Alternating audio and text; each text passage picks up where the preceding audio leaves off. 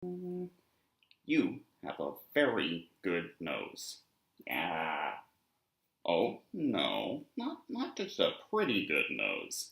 A very good nose. Yeah. Oh, hello. I'm Rob, and this is my trusted assistant, Ryu Lajakson no Gunter III. Now, you're probably wondering, how did he get a name like that?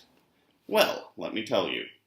When I was 12 years old, I wrote a very, very bad science fiction novel, as 12-year-olds sometimes do.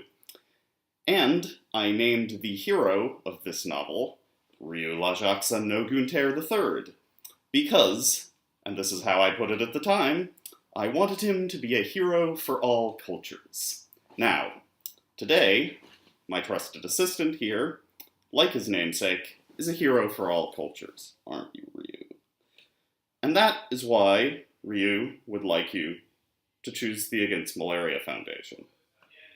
Okay, so what's the Against Malaria Foundation, and what does it have to do with being a hero for all cultures? Well, think about this.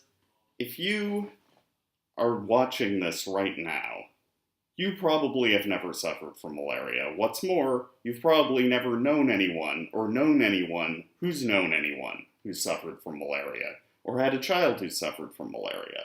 It's not really a part of the social world you live in, right? It may be something you hear about on the news, and you see the news and you think, that sounds horrible, right? But outside of that, it's not a part of your social world. It's not a part of your culture. But here are some facts. Number one, malaria really is horrible. It's responsible for hundreds, many hundreds of millions of child deaths every year. 70% of the deaths are in children under 5. The vast majority of those are in sub-Saharan Africa. But here's fact number 2. Malaria is ridiculously preventable. It's probably more preventable than most or any of the illnesses that you think about on day-to-day in your own culture. So, organizations like the Against Malaria Foundation distribute what are called long-lasting insecticide-treated nets, or mosquito nets, more or less, a specific kind of mosquito net.